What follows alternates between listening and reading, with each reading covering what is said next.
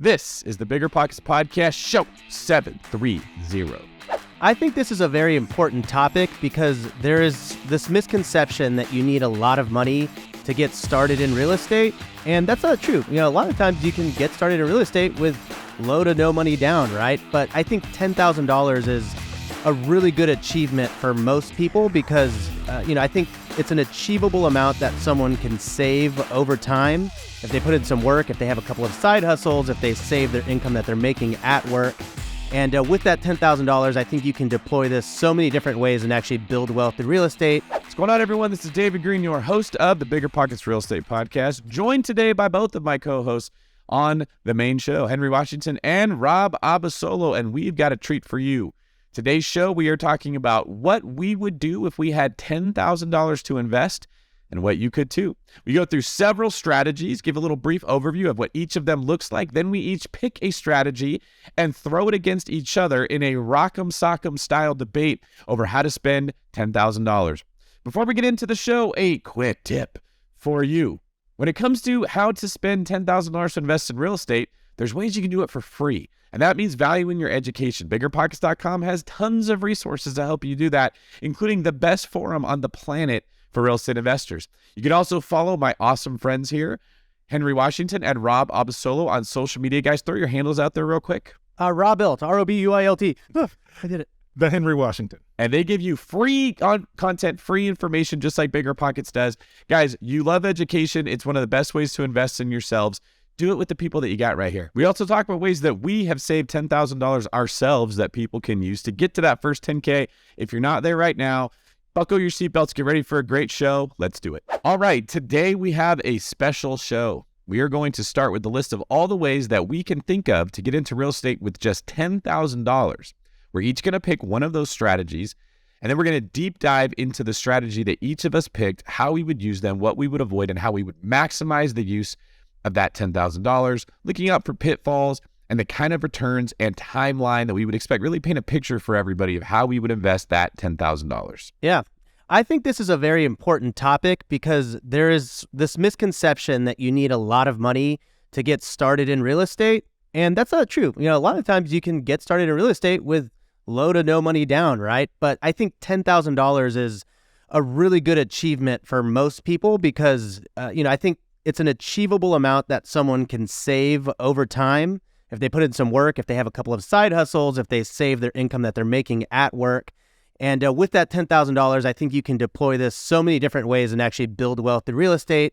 I started with, I think, $7,000, right? So I think this is a good milestone for most people to hit to actually get started. Yeah, I agree with you. And you're right. There are plenty of ways to get started in real estate with little to no money.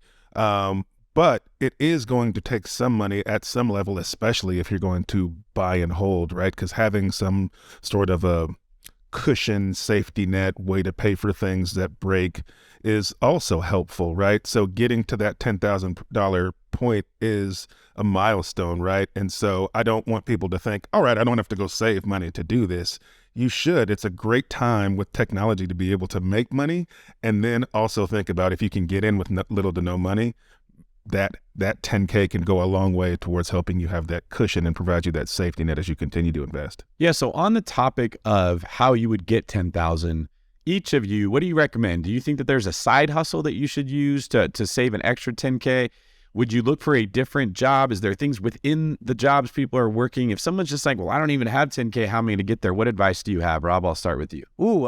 There's a lot of things. I mean, for me, my side hustle when I was getting started in real estate, I built furniture. So I wanted, it was back when pipe furniture was very popular. And I remember looking on Etsy and all these pipe coffee tables, like the industrial kind of rustic look. I would look them up and these tables were like $800. And I remember being like, whoa, that's crazy. $800 for this little coffee table. I can make this on my own.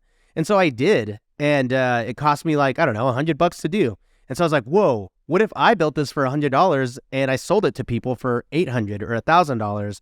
So I actually started a little furniture building business for about 2 years.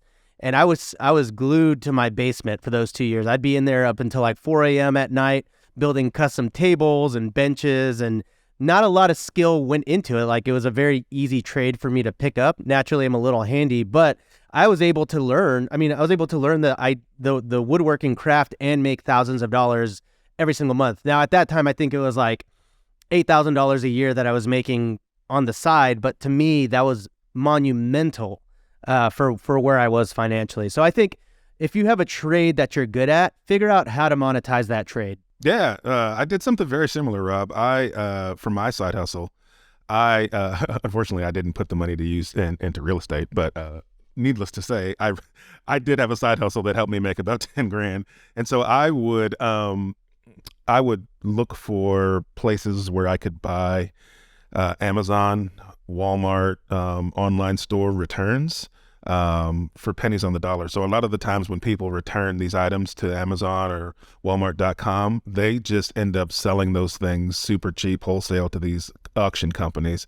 And these auction companies will then auction them off sometimes for pennies on the dollar to the general public. And so I would literally buy all kinds of stuff. And what I found, I would keep this spreadsheet of what I bought, like what I paid for it, and then what I was able to sell it for. I would turn around and sell the stuff on Craigslist or Facebook Marketplace. And the thing that generated the most income for me with the least amount of effort was always furniture, specifically kitchen tables, because all you had to do to put them together was screw 4 legs in. And so I would buy them 10, 20, 30 bucks, sell them for 100, 200, 300, 400 bucks, depending on the table. So I flipped a lot of kitchen tables, but lots of Amazon return furniture, not really electronics, because that's kind of hit or miss when you're doing returns, but furniture was pretty easy to do. So yeah. This is, maybe we'll do an episode on this where we bring in people that are very good at side hustles that make $10,000 so that people can maybe learn how to do this and actually start in real estate with that $10,000. That could be a fun series, I think. David, what were your side hustles on when you were kind of getting into real estate? I know you were obviously working as a police officer for a long time, but did you have anything that was making you extra income on the side? Not massive. I would always maximize whatever I was doing to make as much money as I could. So when I worked in restaurants, I would stay and pick up the last tables at the end of the night. You could usually increase your income by 30, 40, sometimes 50% just working another hour or two, because normally they trade tables between servers. At the end of the night, they want to get everybody off the floor so they can clean up and go home and stop paying them. So they give all the tables to one person. So instead of I get 1 out of every 4 or 5 tables, I get every single table until I can't handle it anymore. So I would often double the amount of money that I could make just staying late. Or I'd pick up a shift if I didn't have anything going on. Like if I got done with the class or I'd done my homework and like, man, there's nothing happening tonight. My first thought wasn't, how do I go get drunk? It was like, who would let me work their shift? And sometimes I'd pay them $20 to let me go work instead. And I'd give them $20 and I'd go make 140, and it was still worth it to me. And then when I became a police officer, it was just overtime. I could figure out ways to always have overtime. And I became the person that all the sergeants would call first when there was overtime. I think this is important before we get into how to invest $10,000, because for a long time in the real estate community, we have told people you can make money through real estate. You don't have to have a job. Okay. And I see like you guys are smiling, you know where I'm going with this. And for a long time, that was true. There was not as much competition for these assets. It was actually a feasible thing to get into. And I'm not saying you cannot do it. There's always a way that it can be done. It is incredibly more difficult to do now than it ever was before. Even if someone handed you a house for free and said, here you go, you don't have to pay anything, you still need money because things break with that house and tenants leave and there are expenses associated with real estate that you need money. And I think it is a healthier overall financial picture, especially when you're getting started, to make money with real estate and make money with your job and look for ways to make more money and maybe start a business and do some stuff from there within the world of real estate, rather than saying, I'm going to build my financial empire on one pillar. I'm going to have a table with just one leg, and I'm going to hope that it never gets knocked off balance, and I'm going to rely on that completely. So as we go through these strategies, keep in mind, these are not replacements for hard work, financial discipline, doing a good job, looking for self-improvement. They are a supplement to it. You guys agree? Oh, yeah, 100%. It's still hard. I mean, it's still hard work, right? It's not just like, oh, yeah, I did it. I got my first property. I'm going to go to sleep now. It's like, you're arguably going to sleep less than you've ever slept before, you know? And that's okay. That's part of getting into real estate. Yeah, it's kind of like I hear people say, I'm going to get married so that we stop fighting all the time in our relationship. And I don't know like any married couples that fight less after they got married, right? Like you're not going to stop having conflict when you get in a relationship. You're just going to have a better, deeper relationship. So Let's get into strategy number 1. I will start. The first one we're going to talk about is cheap real estate markets. Now, most of the time, that's where people's mind goes when they're like, I don't have a lot of money, so let me just go invest in a cheap market where I don't need as much money. Some of the pros of that are, it's true, you usually won't need as much money. There's often less competition per property. I think that makes it a little bit easier to get into. You're not going in there against 10 other buyers as often as you're going to if you're trying to buy into the best markets that are maybe going to be more expensive. And getting approved for loans can also be a little bit easier because if the house is only $100,000, your debt to income does not need to be as high to get approved for that as if the house is $1 million. Now, there's many cons, and we can talk about those also. I think the biggest ones with that is that overall, when you're looking at the big picture, I don't know that anybody that I've met that makes really good money in real estate did it in a cheap market. It is often where you go with your training wheels. This is how you learn how to invest.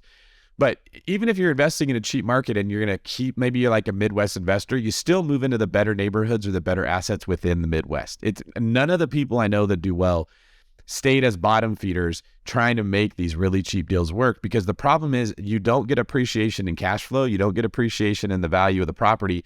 And all the money that you think you make keeps getting dumped back into it when it needs a new roof, when it needs a new air conditioner, when one of your tenants leave. And the cost of repainting and reflooring one of these houses is exactly the same whether the house costs $1 million or $50,000. But the percentage of your revenue is much higher in cheap houses than it is with expensive houses. And that's something people forget, that it becomes a much higher chunk of the money that you're making when you have to go accomplish a turn, get a property ready for the next tenant, and it's only worth $50,000. You guys have any different opinions? I know you guys aren't supposed to be experts in this, but I'm just curious if you guys have an alternate point of view or if this is what you've seen also. No, I mean, it's a fine line, right? Like my first house that I bought was a primary residence in Kansas City, and I bought it right before Kansas City exploded. I think the cost of that house was like $159K, and 3 years later it was worth $215. So there was some appreciation there, but obviously, for me, when we sold it, it was life-changing money. It was like $40,000 or something like that. But that's because Kansas City happened to explode at that time. If I had bought that house a couple years before that, it would have been very little appreciation. So I definitely understand the sentiment behind sort of these cheaper markets, cheaper houses kind of thing, because the appreciation is probably not going to be quite so juicy. Yeah. I think I do see people who can be and are very successful in inexpensive markets. But typically what I see when that happens is that they're pretty diligent about redeploying gains from either flipping properties or gains from the cash flow they are making into paying these properties off because they're so inexpensive. And then when the assets are completely paid off, they do cash flow extremely well. And you can get to that payoff point a whole lot easier, obviously, in a cheaper market. Yes, you're paying more in expenses, but when you can get those properties paid off, I think there is some absolute huge benefits to being able to do that in an inexpensive market. All right, Henry, if you want to go ahead and jump into the next strategy. Absolutely. Another strategy to think about is partnering, right? Everybody says if you can't do it on your own, just bring in a partner. That'll make it all better. And it can help you when you bring in a partner. I think a lot of the times what we don't have honest conversations about is when you are new, what are you bringing to the table to an experienced investor to want to partner with you on a deal?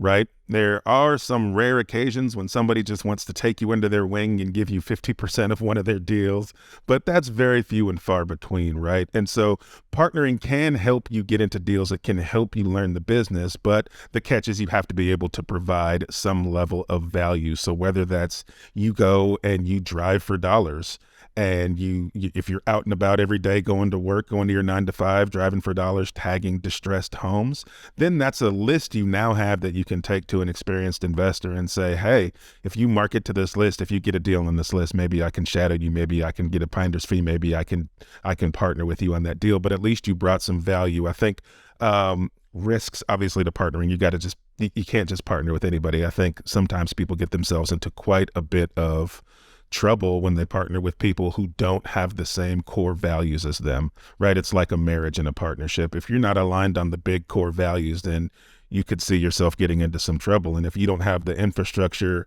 or the money that some of these other people do, you could find yourself in a world of hurt getting into these partnerships with people you're not on the same level as.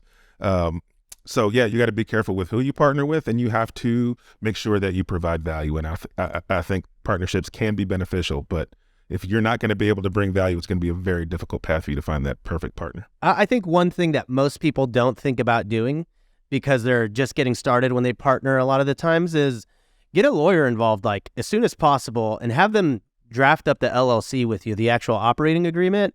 Because me and my partners talked about everything. We're like, oh, this is what's going to happen. If I get divorced, here's how this works. If I die, I mean, not to get too morbid, but it's like you have to cover all those things, right? And we thought we had covered everything, but once we brought our lawyer in was like, well, what about these 50 things? Have y'all talked about all of this? And we're like, oh, no, we haven't. And so a lawyer was actually someone who, and it cost us money. It cost us about $500, but they helped define exactly what the vision was and all of the kind of nuclear scenarios that could happen. And I've had very successful partnerships as a result. All right, Rob, what do you think for the next strategy? For $10,000, I mean, I always tell people these days, maybe consider getting into rental arbitrage. So a very quick explanation of what it is you basically go to a landlord who is renting one of their properties on, let's say, Zillow, Redfin, Trulia, and you basically tell them that you intend to rent their property on Airbnb and that the way that you make your money is on the delta between the rent that they're charging you and the rent that you can charge on Airbnb, right? So let's say you have a landlord that's renting a 2-bedroom, 2-bath for $1,500. You are then going to furnish it, and you are then going to list it on short-term rental platforms like Airbnb, Vrbo, Booking.com. And the idea is that, $1,500 a month comes out to about $50 a night. You're going to have to charge more than $50 a night to turn a profit on that property. This is actually the very first thing that I did when I was getting into the short-term rental game, and kind of happened by accident, but it was something that I really, I'm very grateful for this accident because it was an accident that was making me $1,000 to $2,000 profit every single month. So pros and cons here. Pro, it's very high cash flow, right? It allows you to get into a property that you don't own. You don't have to worry about the maintenance, and you can cash flow. And anytime that there are issues with the property, like you talked about with the cheap markets, the landlord or the apartment building has to take care of that. Low cash to get in, $10,000, very feasible to get into a rental arbitrage deal for that amount.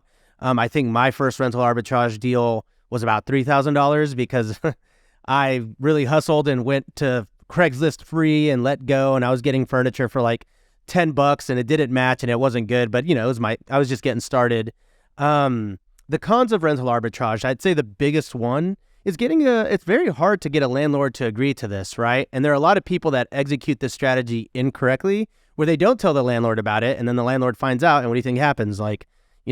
Things hit the fan, landlord wants to evict them. It's not a good thing, right? So you definitely want to make sure that you're very honest with your landlord. You're going to get 100 no's for every yes.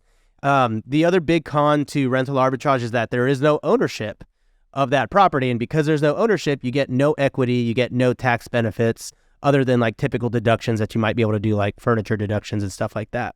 And then you also have other small risks, like a landlord might want to sell their property after a year and you've invested all this time and money and you're starting to hit your groove, and now you got to basically exit that apartment or that home because the landlord has decided to sell. And then there's always like regulation with, Airbnb that might hinder your business too. So those are kind of the pros and cons there. Yep. One of my favorite strategies, next one up, is house hacking. This is basically buying a house with a primary residence loan and then renting out parts of the house or most of the house to other people to generate income. The best reason to do this is it takes less money and you get all the benefits of ownership, and you can kind of learn how to do real estate investing, but still get into the right neighborhoods, the right areas, the right asset classes. You're not forced into any of the risks that I don't like. So you can usually use an FHA loan, which requires 3.5% down, or even conventional loans with 5% down. And you can end up owning a house with very little money. Another one is a REIT, or a real estate investment trust. So this is basically, if you consider, it's very similar to buying stocks that are just based on real estate. So when you buy a stock, you're getting a share of a company. When you buy a REIT, you are getting a share of a real estate portfolio, and you don't have to do any work. It's passive. You buy it. The cash flows and the appreciation of that actual portfolio get paid back to the people that bought shares of it. And it can be a very easy way if you want to invest in real estate, but you don't want it to take over your life. Awesome. Yeah. Another strategy here, glamping, glamorous camping. I've talked about it, every so often. And I really like this for people getting in with not a lot of money as well, because there are so many ways that you can break into glamping. for a relatively low cost, right? So you can buy a tent for $3,000 and go and put that on your land if you have land, or go and rent land from somebody and put it on their land. I know people that have bought Airstreams and they financed them and they went and rented out spots at RV parks. I know a guy that had about 40 Airstreams all around the country. He would go to like beach RV resorts and say, hey, can I rent the front spot for $500 a month? And I'm going to Airbnb it. And they're like, yeah, sure. And so he was always just printing cash that way. If you already own a home, this is a very creative way to get into it. It's kind of like a house hack glamping thing. One time I stayed at an Airbnb that was in this Silver Bullet, and it was actually behind someone's house in a neighborhood. So they craned in this like Airstream in the backyard, and we stayed in that for like, $100 a night or something like that. And they said that it paid their mortgage. So the pros here are that you can get in for less than $10,000. It's not necessarily going to be easy. You do have to be very stringent with your budget. And then the pros are also that people pay a lot of money to stay in glamping type setups because they don't want to camp. Typically with camping, you're freezing outside and you don't necessarily want to do that, right? With glamping, it's a little bit more insulated. You can put like a cast iron stove in. There's just so many ways to do it. Cons are that a lot of these glamping units are not necessarily built for the elements a lot of the times too. So if there's extreme weather, you're always going to have whiny guests or guests that didn't read the description. That was actually my biggest con, is that I would really lay out what the experience people were getting, and they never read any of that. And so they would show up and be like, it's 5 degrees outside. And we're like, yeah, we told you it was, build a fire. And then they're like, we don't know how to build a fire. So you're going to get a lot of guests that are very temperamental depending on the actual climate. So good and bad here, but ultimately high cash flow, potentially low cost to get into, right? Under the $10,000 if you do it right. I think I stayed at one of your glamping sites.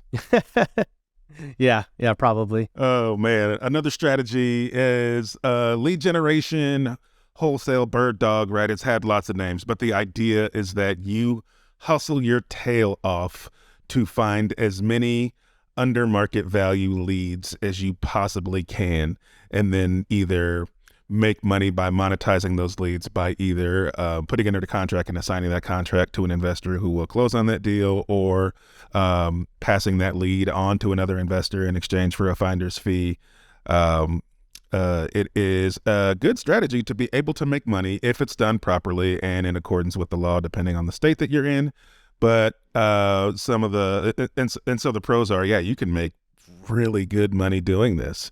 You can range from anywhere making a few $100 to thousands of dollars on a single deal. It just depends on the market that you're in and the quality of deals that you find. The cons with this are volume. The amount of volume that you would need to find as far as leads go is going to be quite high, and time. You're going to analyze hundreds of deals and maybe get one or two that could be viable, especially if you're doing it on a very limited or no budget to generate those leads. And so the amount of discipline that it would take in order for it to produce results is really high. And so not a lot of people are willing to put in that type of work or spend that type of money, which results in people typically not getting great results with this type of strategy. Yeah. And one other thing I wanted to toss out there, very good news for this one, is that education. And what I like about this is that education doesn't have to cost $10,000, although it can, right? Education can literally be free. You can listen to the BiggerPockets podcast and learn how to get started in the world of real estate. You can go to the BiggerPockets forums. You can go on YouTube University, right? There's a lot of free content out there. You can also buy a book, right? You can buy David Greene's upcoming book, Scale, which is going to be a banger. And that's like, I don't know, less than $20 probably, right? And you can learn how to scale and optimize your business.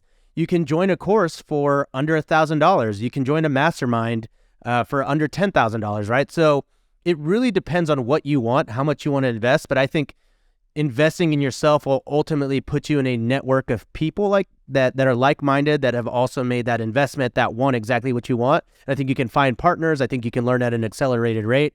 And like I said, sky's the limit. I mean, there's so much free education out there. You can get started for a lot less than $10,000. Yeah, absolutely, man. On the topic of masterminds, right? That is a strategy within itself, investing in a mastermind, right? So a little different than typical education. Education is, you're learning some particular skill that maybe somebody's created some course around, or there's some content on the internet around. Mastermind is you getting into a group of other people who are either at the same level or above, hopefully more people above the level that you're at. And it's it's you putting your brain power together, your business resources together. And so you're able to see other people doing what you're doing at a higher scale, or maybe they're better at different parts of the business that you're not great at. And because you are surrounded by these people, either virtually or in person, you're able to leverage the resources that they have because you've all paid to be a part of this same mastermind. And part of that comes with being able to access other people's skills, resources, teams, and tools. And so there's a lot that needs to happen within your real estate business for you to get to your goals, and being a part of a mastermind will help you shorten that time frame because you can just leverage somebody else's resources or their business practice that helped them generate those resources, and you didn't have to go spend all that time or money trying to figure out what works and what doesn't. That's a really good point. Yeah, that's why I started my mastermind. There's a lot of people that will say, I need to find a mentor. I need to find a person who's going to help me with this. And they just look for a random stranger who they don't know and they have nothing in common with, and they try to force a relationship, versus you join a mastermind or a group of people, or you make friends at a meetup or something, and now you don't have to go ask them to be your mentor. There's a connection that you already have that makes them want to share what they're doing. You get a lot of the benefits of that relationship much easier. So let's recap what we've gone through. We've got cheap markets, partnering with somebody else, the arbitrage model, house hacking, investing in REITs, glamping, lead gen, wholesale, bird dogging, basically the elbow grease methods, education, and then masterminds. Now, each of these has a risk profile that comes with it. So just be aware, there's no perfect strategy. It's not like listening to a podcast like this, you're going to be like, well, I got educated and I found the strategy with all upside and no downside. It's not like that. You're learning about the upsides and downsides of each one to figure out which one might work best for the situation that you're in. So let's talk about very quickly for each of these strategies, just risk. I'll start with cheap markets, and I will say cheap markets are probably very risky. I don't know many people that pull this off. Even Rob's example, I don't know if I would call that a cheap market. If it appreciated from 150 to 220, that's like a 50, 60% increase over that period of time. I mean, that was a cheaper than normal market, but when I say cheap markets, I'm talking like maybe $80,000 and below, right? Very, very risky. I mean, Rob's was like an entry-level market. That is not quite as risky as what we're talking about. Next up is partnering. What do you think? How risky is that, Henry? Man, I think partnering is a pretty high risk. I don't think people talk about the high risk of partnerships enough. Interesting. Okay. Yeah, it's everything in life comes to an end, guys. And I think when people are talking about partnerships, they do not. Even partnerships that they did a lot of due diligence on the front side, not a lot of people talk about what does it look like when we dissolve or when this partnership ends. And lots of partnerships end poorly, bitterly, and people get burned, right? So even the best well-intentioned partnerships don't do well. But when we're talking about this strategy where you're probably somebody new partnering with somebody experienced, man, that's a big risk, in my opinion. Okay, fair. Okay, and then we got arbitrage.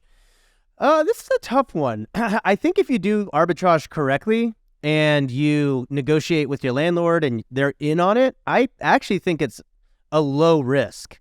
If you don't negotiate with your landlord and you try to hide them, like a lot of people go out there, a lot of gurus out there, they say to do that kind of thing, that's very high risk. But I actually would probably place it on the lower end of the spectrum, because if a landlord's with it and you've negotiated and it's all in your lease and you've padded everything, I see really no huge risks, in my opinion. All right.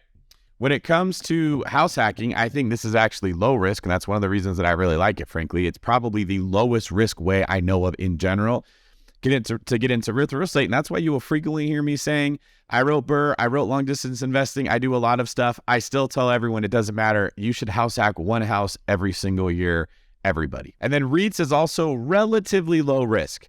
That's another reason I think that I like it, is you've got professionals that are very good at managing real estate, that do this for a living, that are making decisions and have a lot of capital to be investing in to cover the downside. So I think risks are also probably a little bit lower on the reward scale, but they're definitely lower risk. Okay. And then we got glamping, glamorous camping. I would probably put this at medium to high risk, mostly because these little, the cheaper end, like the $3,000 tents or an Airstream that you get that you need to renovate for under $10,000, they tend to require a lot of work and maintenance, and they can break down on you very quickly. Or if you have like a tent like I used to have out in the desert where it snows, that snow can really cause that tent to buckle, and that's like a very risky thing, right? So because of the amount of maintenance and cost that go into maintaining it, I'm probably going to go medium to high. Yeah, lead gen wholesale I would call low risk, maybe medium depending on the market that you're in. But the real risk here is the time you're going to put into it, and if you don't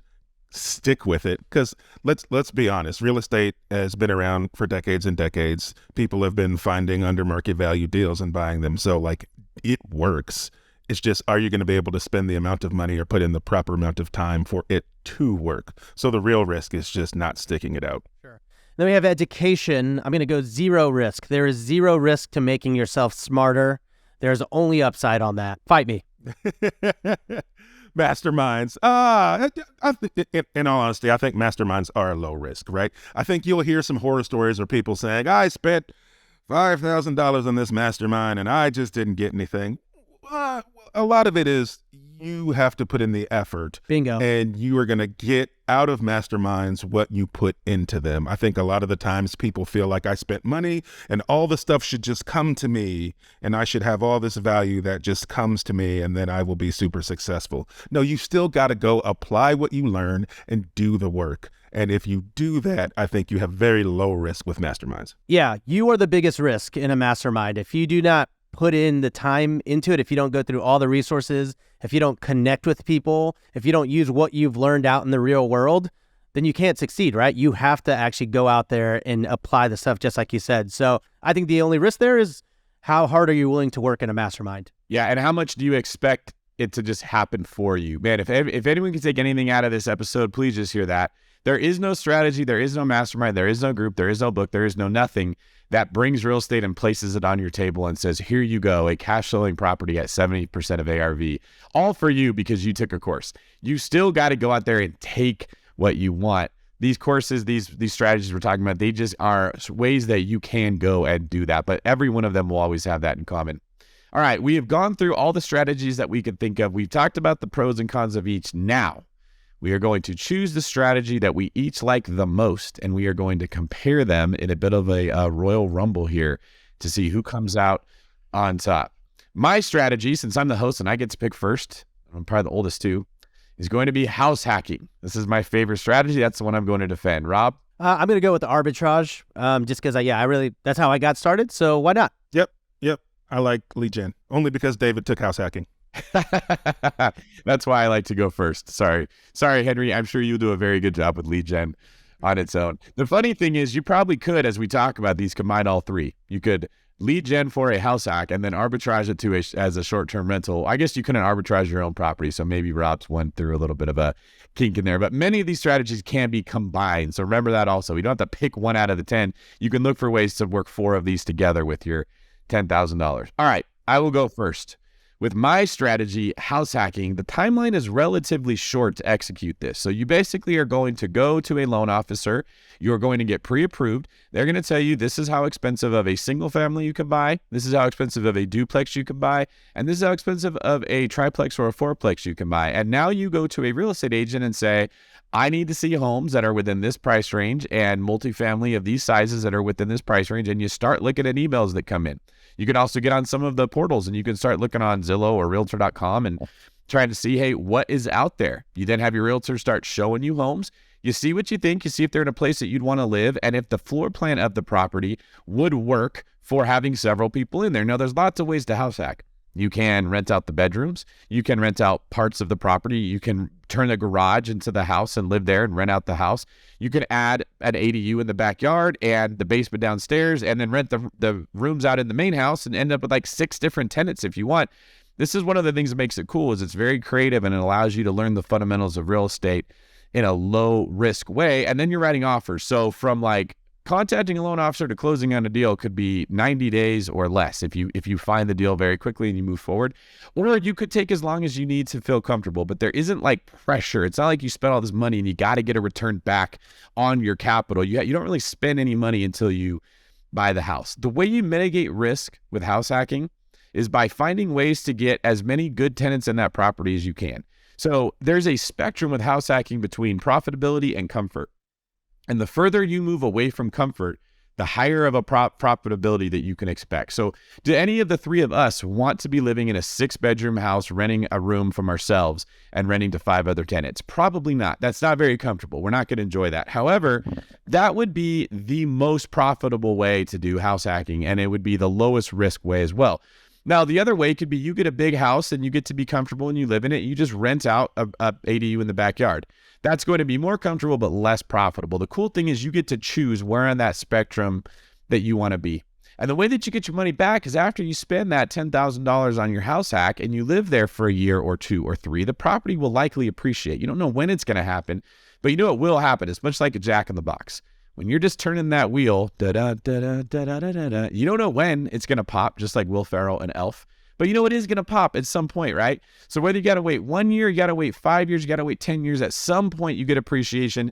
You can refinance that house, you can sell it, you can move out of it and go into another property. You can house hack another property the next year if you just save $10,000. And so you are basically guaranteed to get that money back at some point. Well, okay, so a couple things you said here. I think there is actually a decent amount of risk with the house hack, and I've house hacked several times, but you're talking like, okay, if you have a house with 6 bedrooms and you live in one of those rooms, the chances of you living peacefully with 5 other people are very, very, very low. And I think that there is some risk there with the social community management of managing tenants that you may or may not like within your household and making sure that they all like each other too. So I do think that there is that aspect of risk to consider as well. I think some of the risk that comes with house hacking that people don't talk about is oftentimes people are just buying any deal and not necessarily a good deal, and not considering that they're not going to live there forever. This is especially risky when they're house hacking in very, very expensive markets, right? And so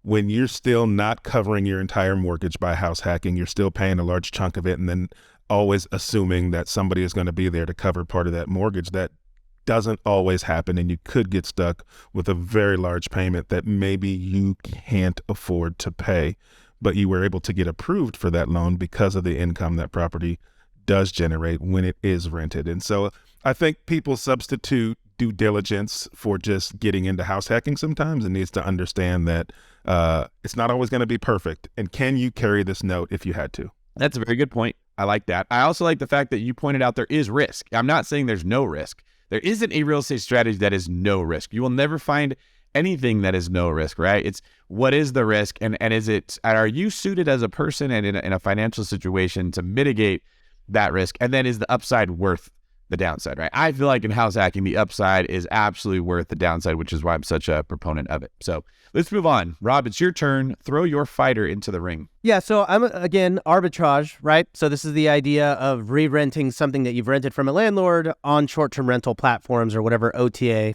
online travel agency you'd like. So with this strategy, the timeline to execute really depends on your hustle and how fast you're willing to do this thing, right? I have set up Airbnbs in a weekend, but that required me working every single hour of the day to assemble beds and get couches in place and hang photos and deflate mattresses. And oh my goodness, I got so much PTSD just talking about it. But let's just say that you were like, hey, I want to get started. Walk me through sort of the process, right?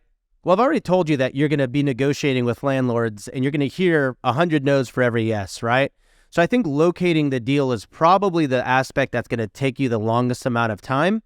And there are a couple ways you can do this, but let's just say that you went on Zillow and you found property that fit your buy box or your criteria, I guess your rent box or your criteria. You have to start making phone calls to landlords over and over and over again. Hi, my name is Rob. Here's what I do. I'm looking to rent this place for my short-term rental business. Is this something you'd be interested in? And you really have to coach a lot of these very flighty landlords who think that you're basically going to be throwing like ragers at their house every single day when that's not how it works, kind of thing, right? So I would say to locate a deal, it could easily take you a minimum of 2 weeks and a maximum of 4 weeks. But as soon as you land on that deal, as fast as you can get furniture, you can launch, right? So nowadays I kind of coach people to try to get their Airbnb set up within 2 weeks. I don't really necessarily tell people to do the weekend thing anymore because it's very hard on the soul. a lot of gray hairs on my head from those times. So I would say if it takes you 4 weeks to locate your deal, it's going to take you 2 weeks to buy all your furniture, set it up, assemble it, stage, and get photography. And then you can launch within 6 weeks of finding your first deal. I personally think you could do it within the same month if you're really hustling, but a lot of the times people are calling Zillow and that's how they're finding their leads.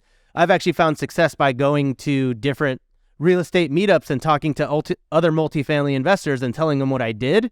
And they didn't know who I was in this instance. And they were like, oh, Airbnb, tell me about that. And it was a lot easier because we'd already established rapport for me to pitch them on the idea of renting their units on Arbitrage. So mitigating risk is a big one, right? How do you actually get everything in a way that's not going to make your business suffer? And I think lease addendums are really the biggest way you're going to do this. So I talked about the seller selling their property or the landlord selling their property. We typically negotiate with our landlords for a 2-year lease in place. And then if regulation were to hit, we also negotiate within the lease that we're allowed to break the lease at any time if the city regulates the short-term rentals in that market. We're allowed to exit that lease. And then we also basically, if we negotiate with the seller to give them more rent in order for them to let us Airbnb their property, we write that all in the lease. So mitigating risk really comes down to just documenting everything that you've agreed upon with the landlord in writing, as you should. By doing that, we've had very, very little issues. And then how to repeat, build cash back up and snowball from there. I mean, for me, when I'm looking at rental arbitrage deals, I'm looking to make a minimum of $1,000 to $2,000 a month in profit. So we'll just call it $1,500. That's $18,000 a year that you can make from one property.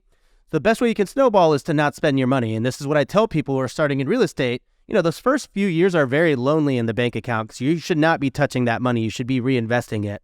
So theoretically, with $18,000, it's possible that you could start 2 more rental arbitrage apartments with that $18,000. And so if you add those 2 to your 3, you're now making $18,000 on each property. And if you save that, then you can do it over and over and over again. So really the way to snowball this is discipline and living like you don't make money in real estate and then using all the funds that you make to basically get into your next arbitrage unit. And scene. Very nice. I don't have an arbitrage rebuttal. I've been asked as a landlord. Would I let somebody arbitrage, and I just said no, only not to give it the brain power. Now, albeit they didn't have a very good pitch either. I think your pitch is probably a big deal when you're trying to find a place to arbitrage. It is. And it's also about concessions, right? Like, Henry, if you're like, well, why would I rent to you when I can make the same amount of money with a long-term rental? I'll say, okay, that's fair. You're making $1,600. What if I gave you $1,800 a month? Okay, yeah, well, why would I do that? If I could just have someone in place with the stability for 12 months, I'd be like, all right, what if I give you a 24-month lease? Yeah, but what about the maintenance and the wear and tear? Then I come in and I say, well, hey, what if I cover all maintenance up to $200 a month? You'll never hear from me unless it's like a major system fail, right? So the idea is for me to be non-existent in your life. I'm the easiest tenant you've ever had because if the place isn't nice and well kept, I don't make money, and so it doesn't behoove me to make sure that it's falling apart, right? So I think there's more of a partnership there than than like a business relationship in some senses. See, that's a good pitch. Thank you. Will you rent me one of your apartments? Absolutely not.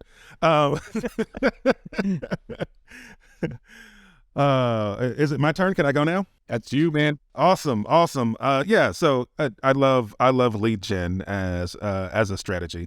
The main reason I love lead gen as a strategy is because this is a way that's going to teach you several skills that are vital to you as a real estate investor in general. It's also going to get you focused on finding good deals, and good deals are the common denominator amongst almost every real estate exit strategy.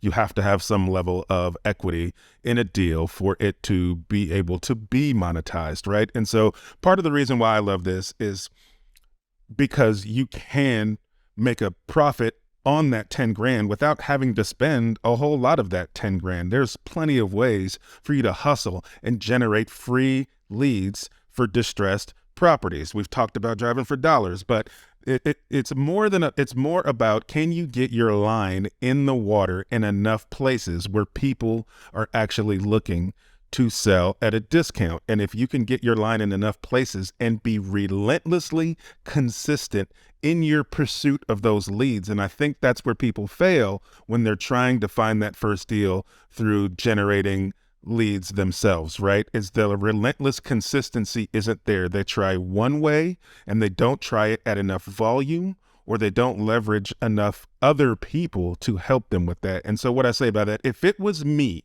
if I was going to lead gen right now, starting from scratch, I would be on Craigslist Marketplace and Facebook every single day, scouring the real estate sections, both the for sale and the for rent sections, contacting as many owners as possible and asking if they'd be ready for an offer. I would be also generating niche lists that I could then cold call or hire someone to cold call. And there are so many third-party services out there right now that you can pay someone who they already have people trained to talk about real estate investing to sellers, that you can pay maybe $1,000 a month and they can call for you, filter you the good leads, right? And you also can hustle, do some of those calls yourself.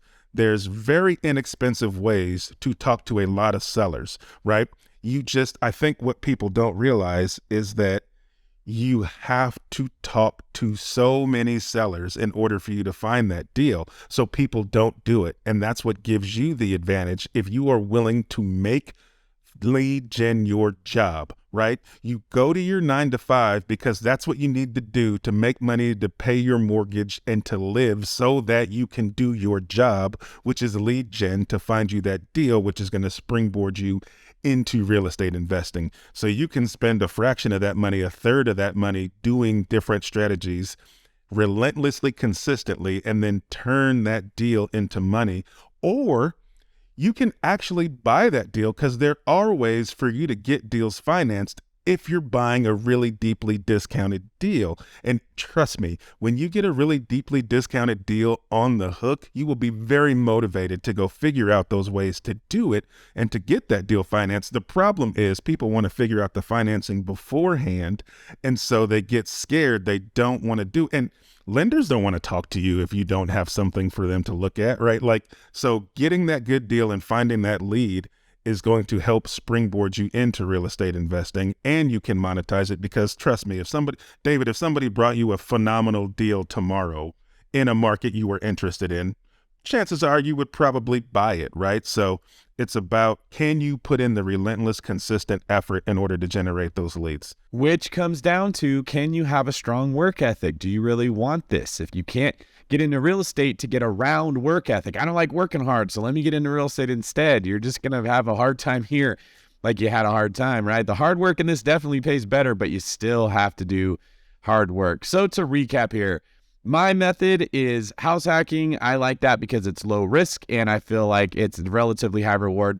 Rob's was arbitrage. That's lower-ish risk with still a pretty high reward. And Henry's was lead gen wholesaling, which is a low to medium risk. Really, I think probably arbitrage and lead gen are the lowest risk of all, because they might require no money. There's a chance you could get into those and still keep your $10,000 for something different. But as you notice, there's always a spectrum. The lower the risk goes, either the lower the profit goes or the higher the work goes. And the less work you want to put into it, the lower the return goes and the higher the risk goes. Like, there's always a trade-off. And that's what I'm trying to get at, because so many gurus will pitch you on a real estate investing strategy and only highlight the high points and not tell you about the low points. And then people don't take action and it doesn't work. Okay, last question. Henry and Rob, would either of you switch your preferred method after hearing somebody else's pitch? Not really. I mean, maybe house hacking only because I've done it and I love it. And I think the faster you can get out of paying your mortgage, the faster you can build wealth. There's a little soft spot in my heart for house hacks. I would definitely not ever be... That's honestly probably what I would recommend to most people first, but you got to choose first, so I had to choose a different method. Does it make you feel, Rob, like when we're doing the intro and I say all the best parts of the show and say, what did you like, Rob? And you've got nothing to pick from? And I'm like, real estate. How about you, Henry?